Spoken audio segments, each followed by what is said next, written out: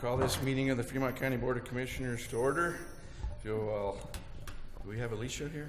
Alicia, if you'll join us in a prayer and then join us in the Pledge of Allegiance. Well, God of all creation, we just come before you. Lord, we invite you into this community and this county, that you're the God of this county. Lord, we invite you into our plans in this meeting. And Lord, when you say to ask for wisdom, we're asking for wisdom. We just ask you to bring that to us, Lord. And thank you so much for the people who serve our county. We just ask you to bless them and be with us today. In Jesus' name, amen. Amen.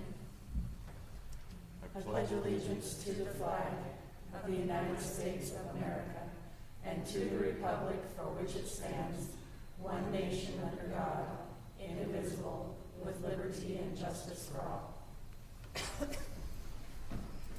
Thank you, Alicia. Roll call, please. Commissioner McFall. Present. Commissioner Bell. Present. County Attorney Jackson. Present. County Manager Bryant. Present. Planning and Zoning Director Koch. Present. Okay, we move on to approval of the agenda. Does anybody have any changes? I don't know of any. I believe our agenda is set as presented. I move to approve today's agenda. We'll second that. It has been moved and seconded to approve the agenda. Any discussion? Roll call, please. Commissioner Bell. Aye. Commissioner McFall. Aye. Motion carries. Under the consent agenda. Seeing nothing changed there, I move to approve the consent agenda. I'll second. It's been moved and seconded to approve the consent agenda. Any discussion? Roll call. Commissioner McFall. Aye. Commissioner Bell. Aye. Motion carries. All right. Next thing is administrative and informational. We have staff and elected official reports. First off, we have County Treasurer semi-annual report. Ms. Kathy Elliott. Good morning. Good morning. All right, so on the semi-annual report, the highlight I feel is the end of year we were up $2,808,107.38. Kathy, speak into the microphone just a little more, please. Thank Sorry. Do I need to repeat that? you. No, go ahead. Okay. Most of that is reflected in the sheriff's office, and it looks like it's mostly in the different sales tax revenues.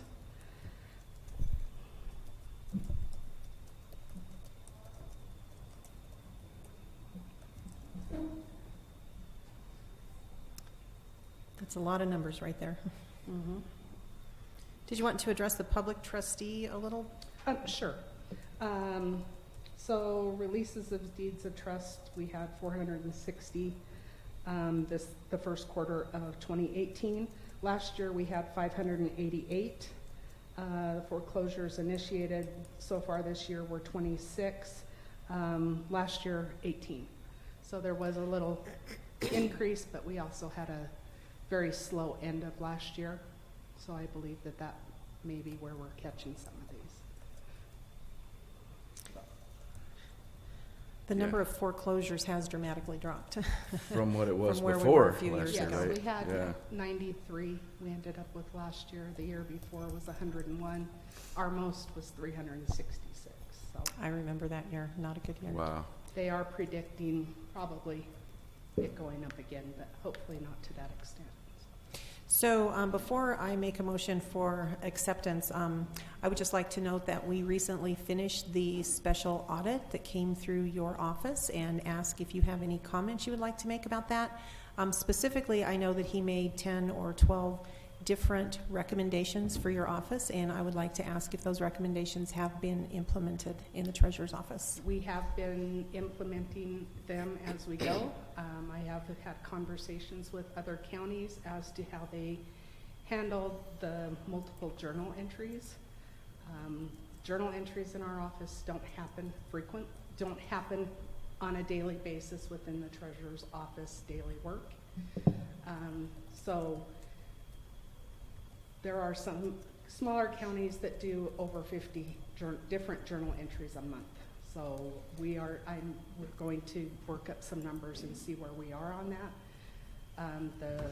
Some of the other issues, we have already implemented those.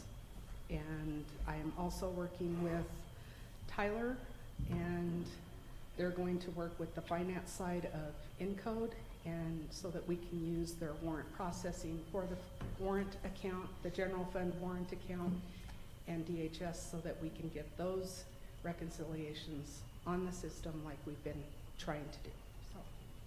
So are those adjustments that you've made, have you noticed differences in some of the reports where the numbers won't get skewed again like they were because of misentries? Have you noticed any difference? No, because most of those entries were from prior. Okay. Okay, nothing else? I move to accept the county treasurer's semi-annual report as well as the public trustees' quarterly report. I will second that. Thank you. It has been moved and seconded to accept the county treasurer's semi-annual report and public trustees' quarterly report. Any more discussion? Roll call, please. Commissioner Bell? Aye. Commissioner McFall? Aye. Motion carries. Okay, next we have County Manager Sunny Bryant. Okay, just a couple of quick updates.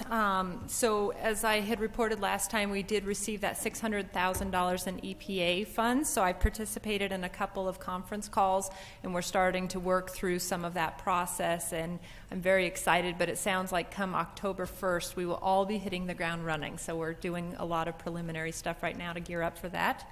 So another thing is we're finalizing the 2017 audit. So our office is preparing final financials to get sent up to the auditors, and we'll have that done very soon. The deadline for us is actually July 31st to have it submitted to the state. So we're working on that deadline.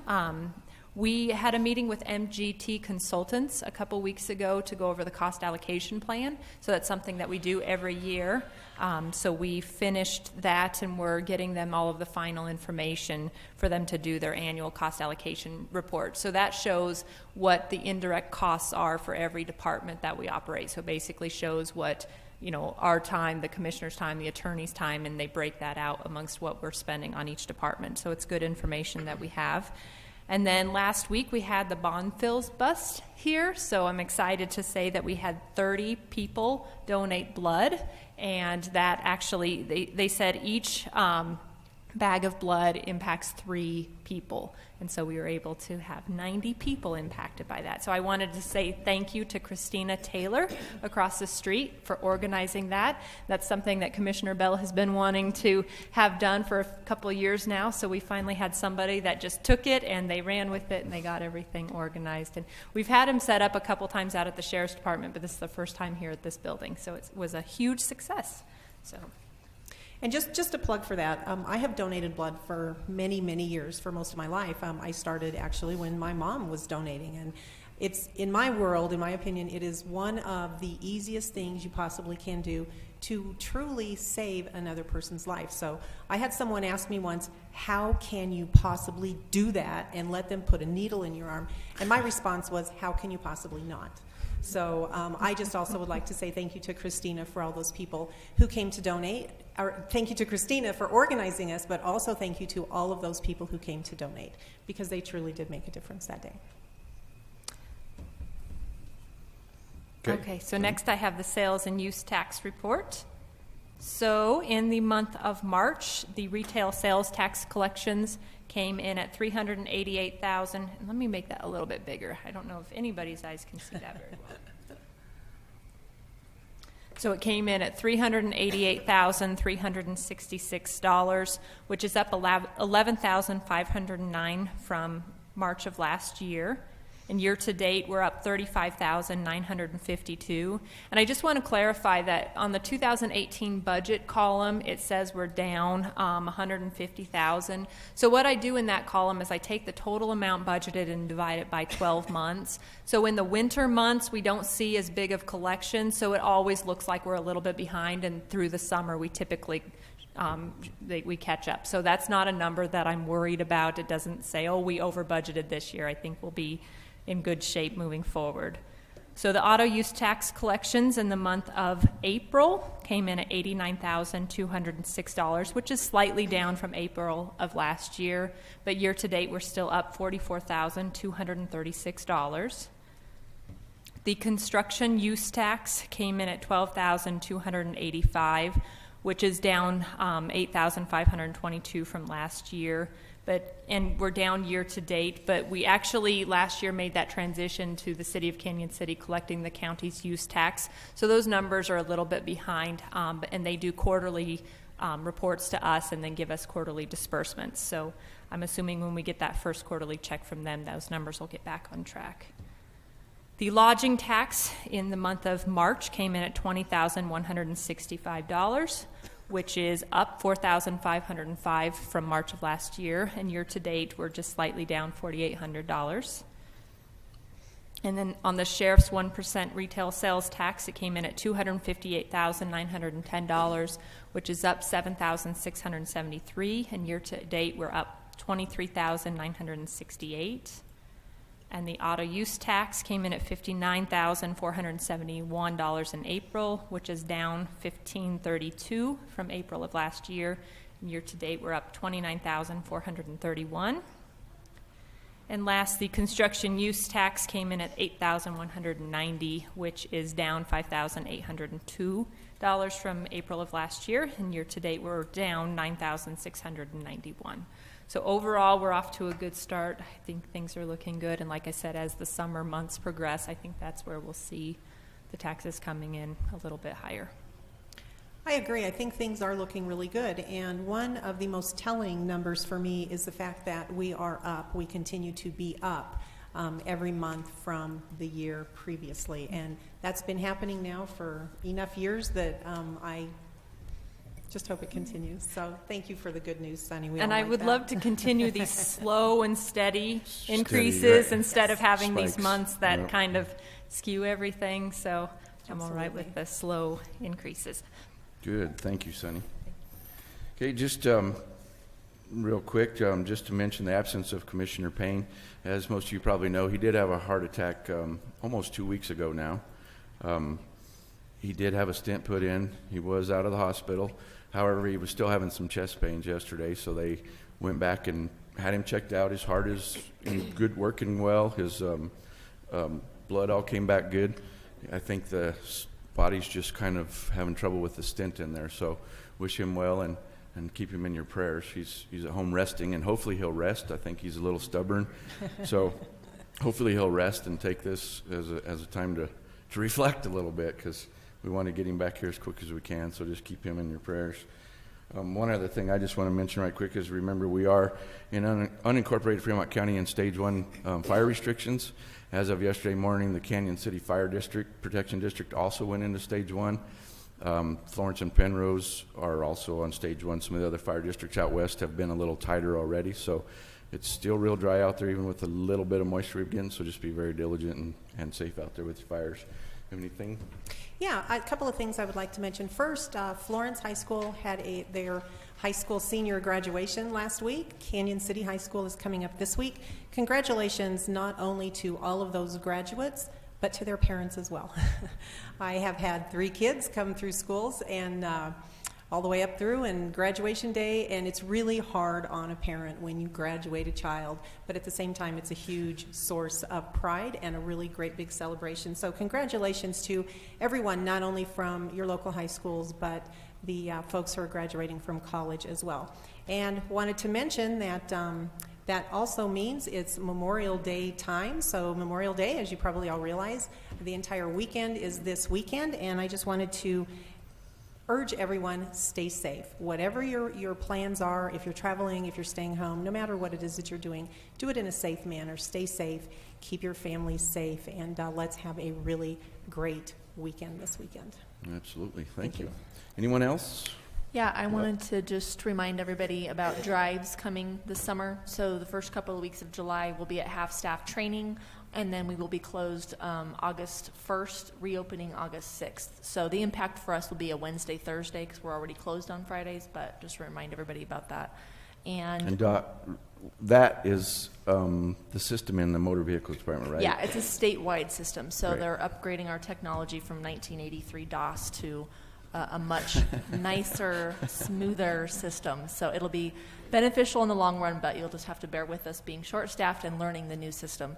And originally, our online system and our kiosk was not going to be available during cutover, but it will be now. So while we won't be open in motor vehicle Wednesday and Thursday, we'll still have our kiosk available plus online. So just wanted to remind everybody about that. Okay, did you have something else too? Sorry, I kind of cut Nope, you off. that was Okay, it. cool. All right, and moving on, citizens who wish to address commissioners of something not on the agenda, we have John Hamrick. Good morning, John. Good morning. Thank you. I'm John Hamrick. I live here in Canyon City, just across from the high school on Dewey. Thank you for letting me speak. I just wanted to let you know I'm going to be speaking out of both sides of my mouth this morning. This is the private citizen side, and this is the Councilman John Hamrick side. But on the private citizen side, we received this enclosure in our newspaper here yesterday, and I just wanted to say how disappointed I was that there is no mention of Fremont County or Canyon City in here, which I think is really crushing. And on the other side of my mouth, I just wanted to let you know that I intend to ask questions of why this happened and see if there's not some reasonable answer or solution that we can come to make sure that something like this doesn't happen in the future. Thank you. Thanks, John. I noticed that as well as I looked through it yesterday. I had the same wonder myself. Okay, anyone else? Seeing none. We will move on to old business. 2 weeks ago, we had a proposed service plan for Arkansas Valley Ambulance District, which is up near Howard, or around Howard. We did some, we have a resolution now with findings which address, there were several landowners concerned about being included in the taxing district, and the findings address all of those worries, as well as they have all the description of all the boundaries of the district and everything. We did pass it, but with condition of these, I guess it was a condition, is that what it was with this resolution? This will eventually go, if they get everything else done that goes along with this, it will go on the ballot in November, and the citizens of that proposed district will vote on it in November. So this is a resolution approving the service plan submitted by the petitioner seeking organization of the Arkansas Valley Ambulance District with the concerns addressed. And approving our findings. So I would simply add to that, Commissioner McFall, that I don't feel the need to read all 3 full pages of this, but just a couple of brief things I would like to mention is that we did find that based on the service plan, satisfactory evidence was presented that there is sufficient existing and projected need for organized service in the area. There currently is inadequate service there, and that the district will be capable of providing economical and sufficient service to its proposed boundaries. So I think those are just quick things I wanted to mention. And with that, Mr. Chair, I move to approve this proposed service plan with Resolution 18 approving the service plan submitted by petitioners to organize the Arkansas Valley Ambulance District and our findings thereto. Thank you. I second that. It has been moved and seconded to approve resolution number 18, which is a resolution approving the service plan submitted by petitioners seeking organization of the Arkansas Valley Ambulance District. Discussion. Roll call, please. Commissioner Bell? Aye. Commissioner McFall? Aye. Motion carries. Okay, on to new business. The first thing we have is a proclamation for Family Safety Week in Fremont County. We have Nancy Bartkowiak. Bartkowiak. Good morning. Yeah, Good morning. good job so far. Thank you. I'm Nancy Bartkowiak. I'm the Trauma Quality Specialist at St. Thomas More Hospital. And last year, we participated and co-sponsored with AMR an event called Safety Jam Fremont County. Last year, it was its first year. This was first created out of Pueblo County. A paramedic in Pueblo County felt the need to have a community safety day.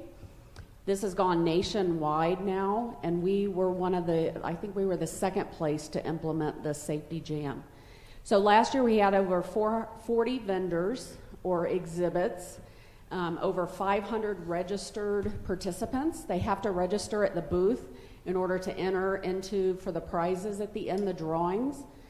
Last year there was several big events at the safety jam.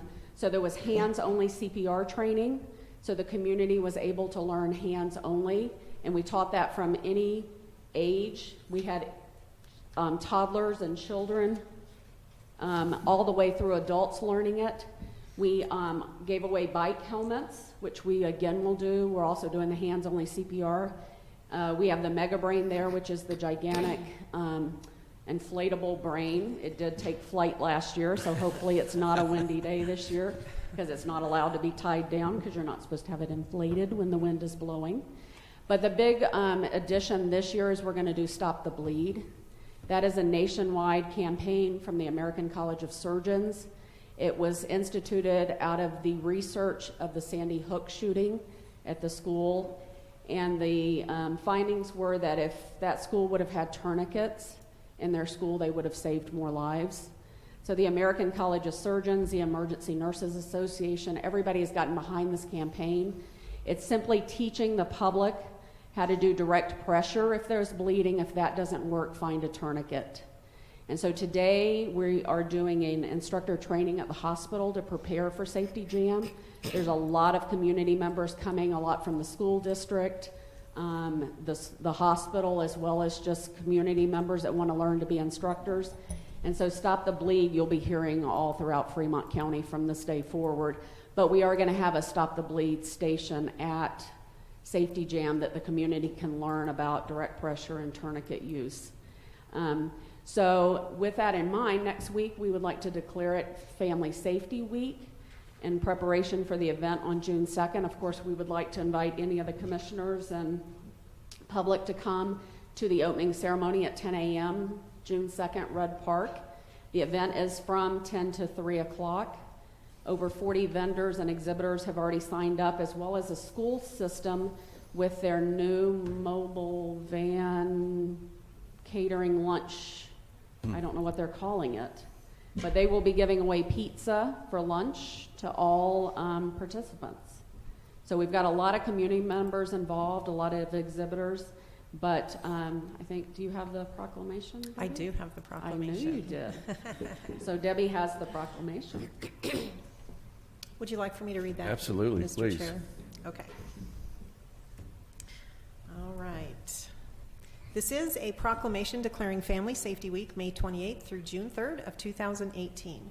Whereas emergency services providers respond to thousands of emergencies in Fremont County each year, providing medical treatment, fire suppression, and law enforcement. And whereas many of these occurrences and the severity of these emergencies can be reduced and even prevented with proper safety education and or equipment, along with education on the use of such safety equipment. And whereas, just lost me.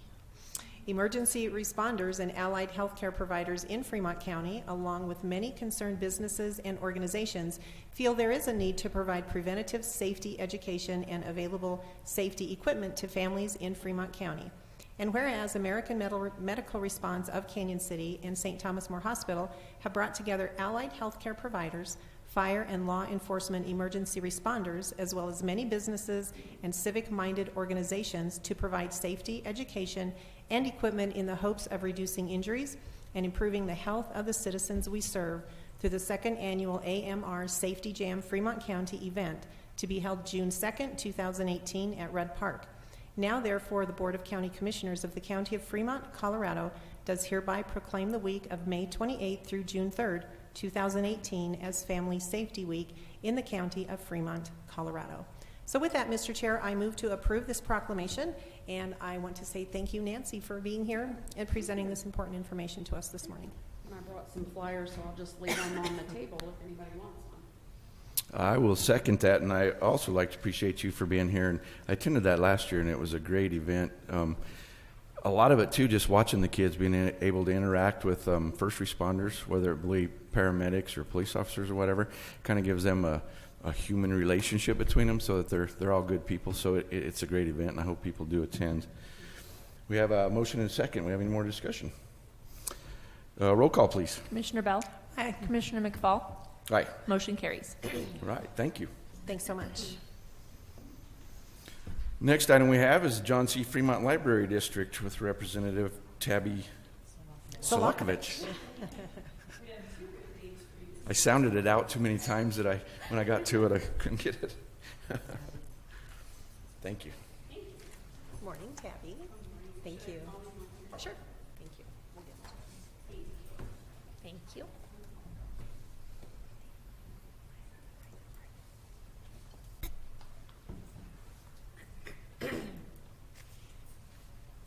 Thank you for having me this morning. Tabby Solakovich, I'm the library director of the John C. Fremont Library Thank you. in Florence.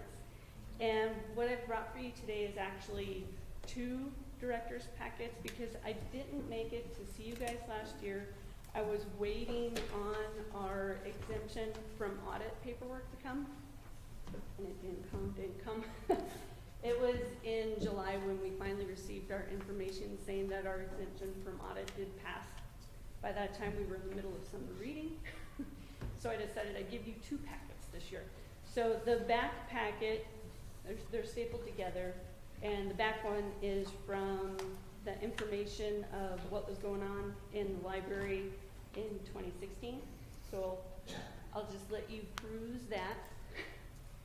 And I did give you guys my business card, so if at any time as you're going over that, when you have time to look through there, if you have any questions, you're welcome to give me a call or send me an email, and I'll be happy to clarify anything that you might have questions on. So the packet that says 2017 Director's Report at the top, that's the one that I'm primarily going to go over today. If you have any questions, stop me, and I'll clear things up. Up at the top, and this is just a modified director's report of what I give my board of trustees, and thank you, Sherry Sky Stewart, one of my trustees came to support me today because they know how nervous I get with stuff like this. And this is a modified director's report that I give my board of directors on the second Tuesday of every month at the John C. Fremont Library. So if you have any want or need, you're always welcome. It's open to the public. Come on by. Up at the top, I gave you some information about our circulation stats for the whole entire year, 2017. We actually had 371 new patrons. And then to the right of that, I know a couple of years ago when I came, the question was asked, how many patrons do we have total? And how many are in district and how many are out of district? So as of 2017, we have a total of 6,638 patrons. Of those, 4,758 are in district. And for those of you who are not sure what the John C. Fremont Library District is, it is Florence, Williamsburg, Rockvale, and Coal Creek. Then there are 1,880 out-of-district patrons. So those would be individuals that love libraries and have cards for Canyon, for Penrose, for Wetmore. And we have several patrons from all over. On the left-hand side, it then gives you an idea of how many books were checked out in 2017, how many media items, that would be DVDs, music, CDs, video games, and then ebooks. So you can actually check out ebooks on your e-reader and e-audiobooks, and that was our total from 2017. So I got a quick question for you right there. Just looking at those numbers, they're down from the year before as far as circulations, but the patrons are up. Are they coming in and using computers, or what are they doing? Some of them come in and use computers, and we honestly have a lot of people that just come in to use the Wi-Fi, or they'll come by, and we have some patrons that come and every day they'll sit in our living area and just read our newspapers. Yeah, Good question. interesting. The budget information, like I was saying before, we did submit our 2017 exemption from audit application, and we're waiting for approval. So what I'll do is I'll get into the process of just giving you the approval from the year before with next year's. Sure, that's fine. You bet. Last year, like I said, we used to get our approval in around April, so it was very easy for me to come out here and visit you guys in the spring.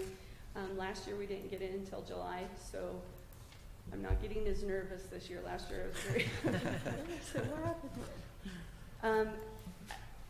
The adopted 2018 budget is included in your packet, and then also the budget message. So that's the information that I send off to DOLA. Then I have a list of some of the different projects that we have going on at the library. We have movie nights, family movie nights, adult programs. We have summer reading for all ages, book clubs, book talks, writers groups, wool gatherers. Story time, we have been having story time both on 2 days this past year, on Wednesday mornings and on Friday mornings. And once the farmers market starts up, we'll start having our story time at farmers market again this year as well. Teen group, children's summer reading.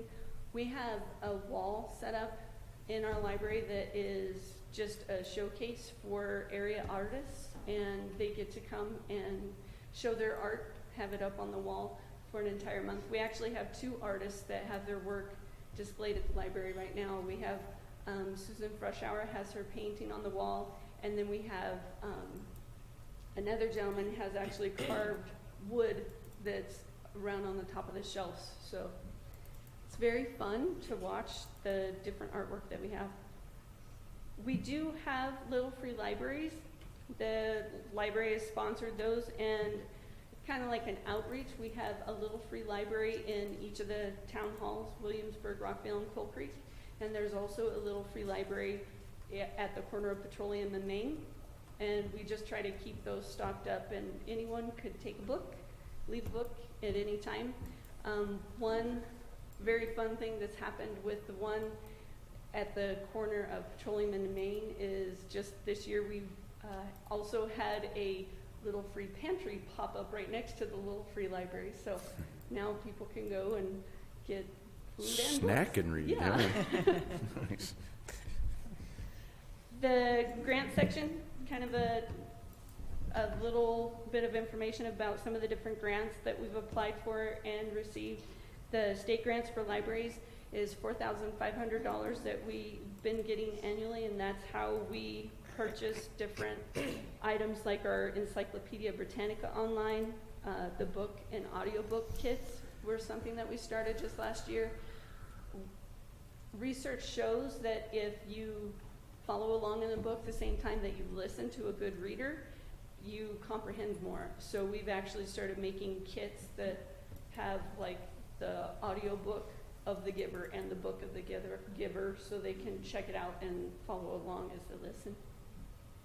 We also have databases, Learning Express and EBSCO. An additional grant that we received last year was the Growing Readers Together Buell grant, and we had $8,700 with that grant. And that is where we were able to start an additional story time on Fridays. And actually, my youth program coordinator was able to make literacy bags to give to friends, family, and neighbors. So if a friend, a family member, or a neighbor takes care of your children while you're at work, then we give them storytime bags so that they can help to get those kiddos ready for school. The other program that we usually apply for is the E-rate program to help with reduced rates for internet and phone. A little update on our Friends of the Library. There are fundraisers, and last year they had a December silent auction and a Mother's Day silent auction. They just finished up their Mother's Day a couple weeks ago this year and made about $700. They have a bookshelf in the library, and in the past they've had a bookstore actually at the farmers market. They're not going to do that this year. They're starting to get out of the book business because it was hard for them to man that. They will be having an annual yard sale in the parking lot at the library, June or July of this year. And very exciting news, last year they obtained their 501c3 in August of 17, so that's very exciting. It makes it easier as a library as a whole to be able to go out for grant funding now that we have our friends group with an official 501c3. And that's not an easy thing to do, so congratulations to whoever took the time and did all of that paperwork Yeah, and put it all together. It was Nancy job. Lindsay who spearheaded that, and then Good there job, were Nancy. some other Friends members that helped out, and we're very excited. The technology, we purchased a new server for the library, so we're up and running there. We've had a few glitches, but overall it's much better. The next part is kind of interesting, library facility. I'm not sure how many of you know, we leased the building that we're in from Stephen Pan Fox, and we have about 3.5 years left on the lease, and our wonderful landlords are both retired and would like to enjoy their retirement, so they would actually like to get out of the library business. So the board, the staff, the friends, and I have started the process of finding a new home for the John C. Fremont Library. So attached in your packet is actually, you can see how it says the library log. That's an article that was published in the Florence Citizen. Kind of gives some background, some history about the library, and a little bit of information of where we are and what we're doing. If you have any questions, feel free to, like I said, give me a call or send me an email. Questions? I didn't pass out. You did good. No, see, we don't bite.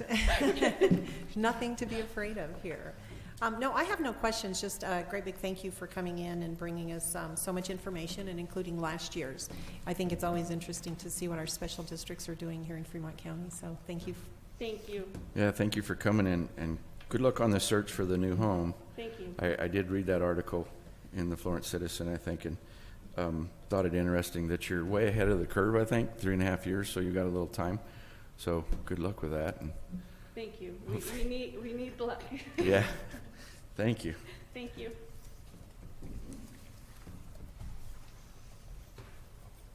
Okay, on to the next item. Approval and authorization of the chairman's signature on the Black Hills Energy Community Solar Garden Service Agreement. Sunny? So I was approached a couple months back, actually, by a gentleman from Microgrid Energy. And what his company does is they go out and they find areas and they put in a solar garden, and then they basically find customers to sign agreements with to use the solar energy that they then sell to Black Hills. And so Black Hills will still be our provider, but this group essentially will be selling or subsidizing Black Hills energy. So they looked at the bills that we have from Black Hills, and based on the consumption that we have, they're estimating over the course of a 10-year period for us to save, actually, I'm sorry, it was a 20-year period for us to save about $200,000 over 20 years. So what it does is it locks in certain rates per kilowatt hour. So we're at 10 point, let me pull that up, sorry. We'll be locking in, what was that? 10.4 per kilowatt hour is our rate. And so as the prices of Black Hills Energy goes up, that's where we'll see the savings over time. So we did have a meeting with the gentleman, and everything looked good. We did have the attorney review all of the documents going through this. And so at this time, I would ask that the commissioners approve the community solar garden service agreement. And they've looked through and they've actually asked for just certain buildings throughout the county. So this isn't going to be a county-wide transition, and we'll see how it goes. And if in the future we're approached by this group or another group to do something similar, we can look at it at that time. So I think it's always best to try to save taxpayer money as much as we can. So I like that. I like that a lot.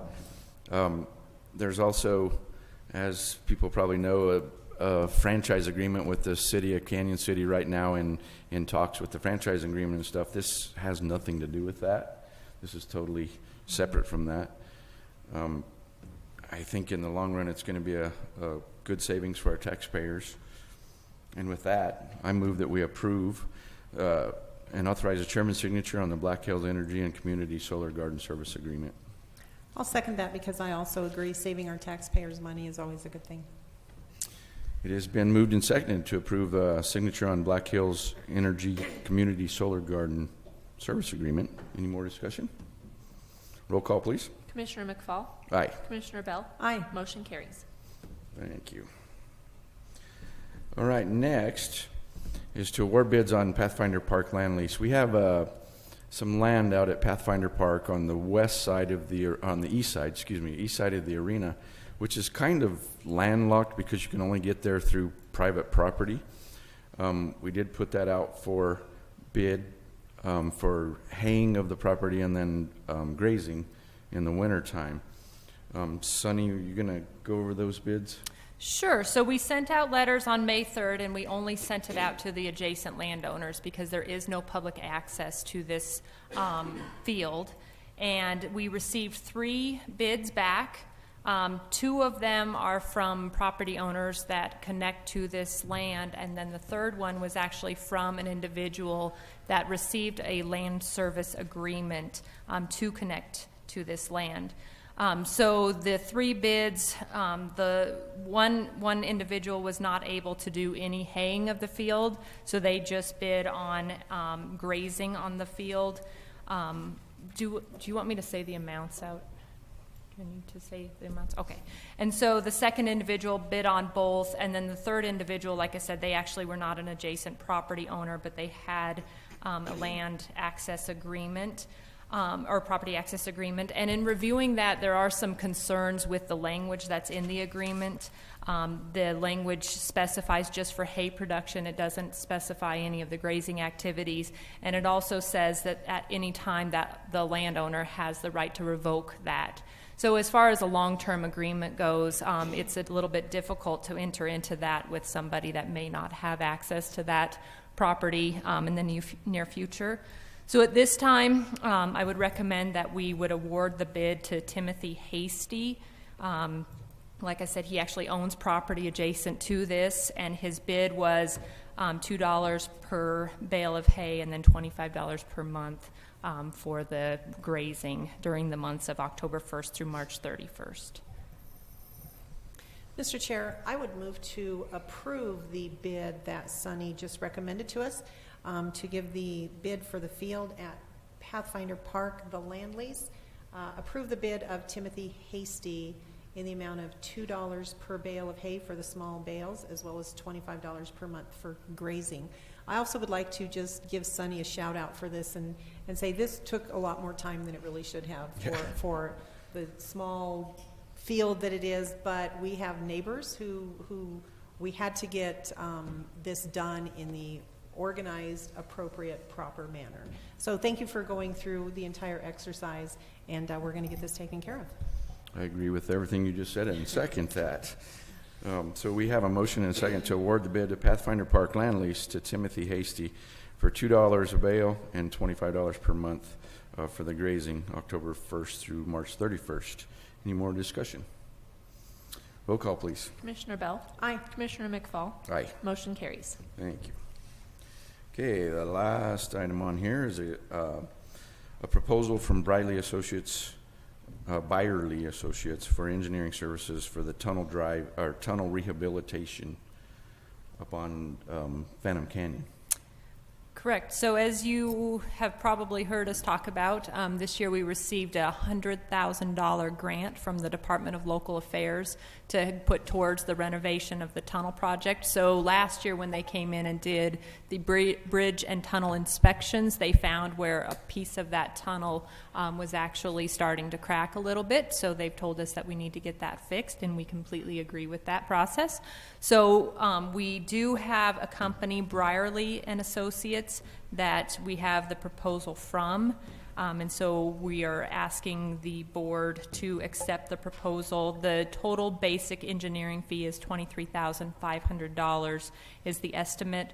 And then they do have additional options if we choose to go through them for any type of the construction observation costs or anything, and so that's all available as well as we move forward. But this will at least get the project started. We are looking at a fall project. We were hoping for spring, but kind of going through the process of the grant acceptance and getting everything back to us, it's taken a little bit longer, and so we'll leave it open during the summer months, and then we're looking at a later fall project. So with that, I think there's a lot of tourist activity that happens on that road. So I think the fall will be a great time for that, but it's also a necessity. We're kind of at the point with that tunnel that we fix it or we close the road because of a life issue. So we want to keep everybody safe that does use that. And with that, I would move to accept the proposal from Byerly Associates for the engineering services for the tunnel rehabilitation. Design, sorry. I'll on second. Fremont County Road 67. We have a motion and a second to accept the proposal from Byerly Associates for engineering services of the tunnel rehabilitation design on Fremont County Road 67. Any more discussion? Roll call, please. Commissioner McFall? Aye. Commissioner Bell? Aye. Motion carries. We have one last thing. George, you were a little late, and I think you have something to say, and I'll allow you to come up here and speak to us if you'd like to. We're glad you're here. Good morning. And I'm here too. Anyway, I think I wanted to speak on the opening of Valleywide Healthcare Center, the opening ceremony. We're going to have, I think, from 11 to 12 noon, and I'm for it very much. Hopefully I'll be part of the project. Anyway, have a good day, everyone. Thank you, George. I will be at that grand opening, or groundbreaking as they're calling it too here in a little bit. Can I borrow your shovel? Yeah, you bet. We're going to have to dig into cement. Thank you, George. Yes, we hope to see you there. I will be there as well this morning. Nothing else on the agenda. We are adjourned.